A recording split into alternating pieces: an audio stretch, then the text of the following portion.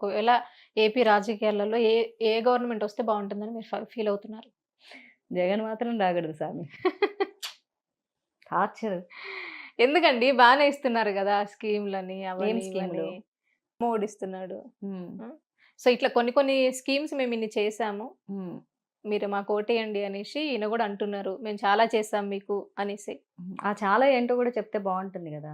ఆ చాలా, చాలా, చాలా, చాలా అమ్మఒడి, బొమ్మఒడి ఇయన్నీ అంటున్నారు గానీ, ఆఖరికి కొన్ని కొన్ని సందర్భాల్లో ఆ అమ్మఒడికి కూడా టీటీడీ దేవస్థానం డబ్బులు కూడా తీసి ఇచ్చేంత దారుణమైన స్థితికి ఎందుకు పడిపోయిందో కూడా కొంచెం హిందువులకి సమాధానం చెప్తే బావుంటుంది. మళ్ళీ ఎందుకు హిందువులని చేశామంటే, ఆ తిరుమలకి మాక్సిమం నంబర్ ఆఫ్ పీపుల్ హిందువులే వెళ్తారు గాబట్టి. అంటే 99% హిందువులే ఎళ్తారు. మిగిలిన 1% వేరే వాళ్ళు ఎళ్తారు. అవి కూడా మా దేవస్థానం డబ్బులు తీసి అమ్మఒడి ఇయన్నీ పెడుతూ ఉన్నారు. సో, అది గూడా మళ్ళీ అప్పులు తీసుకొని. ఎంత అప్పులు? ఈ రోజు వరకు అక్కడ ఒక పరిశ్రమ గాని, ఒక కంపెనీ గాని, ఒక్క డెవలప్‌మెంట్ ఆఖరికొక షాపింగ్ మాల్ కూడా అక్కడ ఒకటి పర్మిషన్‌లు గాని, లేకపోతే తీసుకొనొచ్చి ఆంధ్రప్రదేశ్‌కి ఇచ్చిందే లేదు. అలా కంపేర్ చేసుకుంటే కంపారిటివ్‌లీ స్టేట్ విడిపోయినప్పటికిని గూడా, ఈ తెలంగాణలో అట్‌లీస్ట్ వీళ్ళు ఏదో తీసుకొని రాగలిగారు. అంతో ఎంతో డెవలప్‌మెంట్ పరిశ్రమలు కొన్ని కొన్ని పరిశ్రమలు తీసుకొచ్చారు. మరీ డిజాస్టర్ గవర్నమెంట్ అనైతే నేను స్టేట్‌మెంట్ ఇవ్వలేను. ఎందుకంటే ఏ బీజేపీ వాళ్ళు డిజాస్టర్ గవర్నమెంట్ తెలంగాణ అని కంపేర్ చేసేటప్పుడు ఆంధ్ర, తెలంగాణ అంటే డిజాస్టర్ అని ఆంధ్రప్రదేశ్‌నే అంటాం తప్ప, తెలంగాణని అనడానికి లేదు.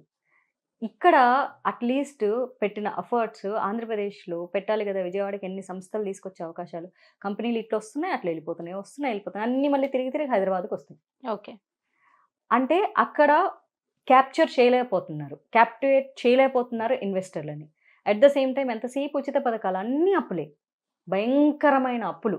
మళ్ళీ ఆ అప్పులు ఎవరు తీరవాలి? నెక్స్ట్ వచ్చిన గవర్నమెంట్ తీరవాలి. అప్పుడు హ్మ్. ఏం మళ్ళీ కంప్లెయింట్ చేశారు? మీ గవర్నమెంట్ చూడు ఏం చేయలేకపోతుందంటే ఏమి ఎట్లా చేస్తది?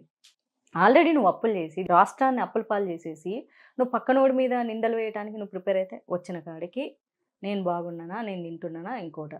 సరే ఇక్కడ కూడా నేను అడుగుతా. పవన్ కళ్యాణ్‌ని సినిమాలు వదిలేసి రమ్మని ప్రజాసేవ అంత ఇష్టం ఉంటే, మరి జగన్‌ని దోచుకున్నదంతా ప్రజలకిచ్చేసి మరి ఆల్రెడీ పదవి కట్టబెట్టారు గదా! ఏమన్నా అంటే మాకు 153 సీట్ల, 156 సీట్ల వచ్చినాయి మేము తోపులు అంటారు గదా! వైసీపీ వాళ్ళందరూ.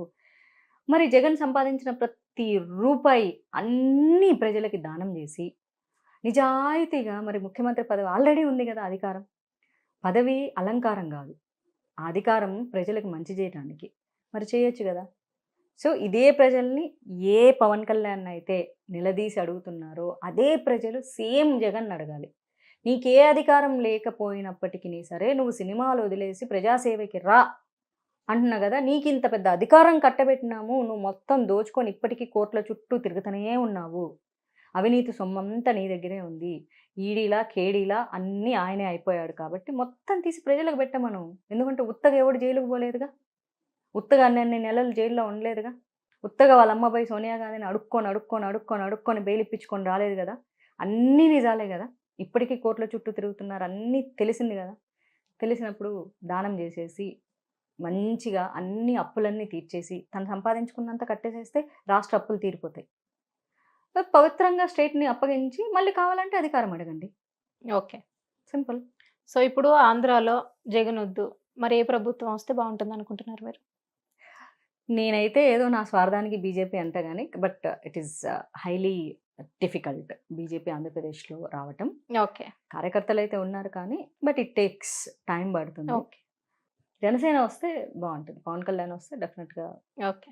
అంటే ఓన్లీ జనసేన కాదు కదా! సో, ఇప్పుడు పొత్తుంది కాబట్టి టీడీపీ. హ్మ్. అదే ఇట్స్ ఇట్స్ ఓకే. కాంబినేషన్ కదా! సో, ఆ కాంబినేషన్‌లో వర్క్ చేసుకొని పోతే ప్రజలకు మంచి జరుగుతుందంటే అంతకంటే ఏం కావాలి? అండ్ చంద్రబాబు నాయుడు గారు హి became old. Okay. Okay. So, ఆయన ఈ ఈ ఈ టైంలో సీఎం అవ్వడం ఇట్స్ నాట్ గుడ్ చాయిస్. ఇక మళ్ళీ వాళ్ళ కొడుకు అంటే మళ్ళీ వారసత్వం. వై అవును. వారసత్వాలు? వారసత్వాలు వద్దనే కదా! సో, మళ్ళీ లోకేష్‌కి సీఎం అవ్వాలి, సీఎం క్యాండిడేచర్‌గా ప్రకటించాలంటే దట్స్ నాట్ రైట్. సో, అందుకే నేను పవన్ కళ్యాణ్ సీఎం క్యాండిడేట్‌గా చేస్తే మిరాకిల్స్ చేస్తాడని నేనన్ను. ఎందుకంటే ఓకే. ఎవరైనా సరే అసెంబ్లీలో తీసుకునే నిర్ణయాలు, లేకపోతే ఆ ప్రజలకి ఏదైనా అభివృద్ధి పథకాలిచ్చినా, లేకపోతే రాష్ట్రాన్ని ఏం చేయాలన్నా సరే ఇండియన్ కాన్స్టిట్యూషన్ ప్రకారమే ఎళ్ళాలి తప్ప కొత్త లాస్ ఎవరు క్రియేట్ చేయలేరు. సో అట్లీస్ట్ ఆ ఇండియన్ కాన్స్టిట్యూషన్లో ఏమేమి ఉన్నాయి, అసెంబ్లీ ఎలా నడవాలి, ఒక ఎమ్మెల్యే ఎలా ప్రవర్తించాలి, ఏమేమి పనులు చేయాలి అన్న దాని మీద ఫోకస్ పెడితే బాగుంటుంది. ఎందుకంటే ఆంధ్రాలో పొద్దుగాలు లేస్తే ఎమ్మెల్యేలు, మినిస్టర్లు, తినేది ప్రజల సొమ్ము, నడిపేది ప్రజా ఆఫీసు. కానీ అలా ఎంతసేపు మీటింగ్లు, మేము పలాంది పీకిఫై చేసినామని ఎవరు మీటింగ్ పెట్టారు. పవన్ కళ్యాణ్ అది చేసిండు, పవన్ కళ్యాణ్ ఇది చేసిండు, పవన్ కళ్యాణ్ 3 పెళ్ళిళ్ళు చేసుకున్నాడు, పవన్ కళ్యాణ్ 4 అమ్మాయిలతో తిరిగిండు, పవన్ కళ్యాణ్ 4 సినిమాలు చేసిండు, పవన్ కళ్యాణ్ వాళ్ళతో పోయిండు, పవన్ కళ్యాణ్ అక్కడ దొరికిండు, పవన్ కళ్యాణ్ ఈత కొట్టిండు. ఇంతే. ఒక్క మినిస్టర్ కూడా ఒక్కరోజు కూడా నేను ఇది చేసా, నా కాన్స్టిట్యున్సీ ప్రజలకి నేను ఇది చేసా, నేను ఇంత బాగా చేసా, లేకపోతే రైతులకు నేను ఇది చేసా, ఐటీ రంగానికి నేను ఇది తీసా, లేక పలానా ఐటీ కంపెనీని నేను తీసుకొచ్చా, పలానా పరిశ్రమలు నేను తీసుకొచ్చా, ఒక్క రోజు కూడా మాట్లాడు. అలా మాట్లాడితే, అలా మాట్లాడే వాడిని మళ్ళీ ఆంధ్రప్రదేశ్ ప్రజలు గనక ఎంపిక చేసుకుంటే వాళ్ళ బతుకులు బాగుంటాయి. లేదంటే మొన్న ఒక ఇంటర్వ్యూలో చెప్పినట్టు నాకిపోతారు. ఇప్పుడు మొత్తానికైతే జనసేన వస్తే ఆంధ్రాలో బాగుంటుంది అని అంటున్నారు మీరు. మరి ఎందుకు పవన్ కళ్యాణ్ గారు ఏ సభకి వెళ్ళినా కూడా చాలా ఆవేశంగా, అగ్రెసివ్గా ఇట్లా బల్ల గుద్ది, ఇట్లా మైకులు పట్టుకొని ఇసిరేసుకుంటూ అట్లా ఇట్లా మాట్లాడతారు? సో చాలా మంది ఏమంటారంటే ఇవి జస్ట్ ఈ కార్యక్రమాలకు తప్ప దేనికి పనికిరావు, ఆయన ప్రజల దగ్గర చూపించరు ఇవన్నీ అని అంటారు. సో ఇది ఎంతవరకు మీరు కరెక్ట్ అంటారు? అఫ్ కోర్స్ నాకు కూడా అలా ఆవేశంగా అరవడం అది నాకు ఆనెస్ట్లీ నాకు నచ్చదు. ఎందుకంటే దట్ వోంట్ వర్క్అవుట్. ప్రజలు ఆవేశంగా అట్లా అరిస్తే ఊగిపోతారేమో. కొన్ని సందర్భాలలో అవసరం, కానీ ప్రతిసారి అది అవసరం కాదు. కాకపోతే ఇక్కడ నేనేమనుకుంటున్నా అంటే ఇప్పుడు ఆయన చేతిలో అధికారం లేదు. సో ఇలాంటి స్పీచ్లు చెలేగా. కానీ అధికారం, బాధ్యత ఎప్పుడైతే నెత్తి మీద పడుతుందో బాధ్యతాయుతంగా ప్రవర్తించేటటువంటి ఒక బిహేవియర్ కూడా ఆటోమేటిక్గా అడాప్ట్ అయిపోతుందని నేను అనుకుంటున్నా. ఇప్పుడు నాకు నా ఇష్టం వచ్చినట్లు నేను మాట్లాడుతుంటా మీడియాలో. అండ్ నేనేం బూతులు మాట్లాడను, బట్ అధికారికంగా నావి కన్సిడరేషన్లోకి రావు.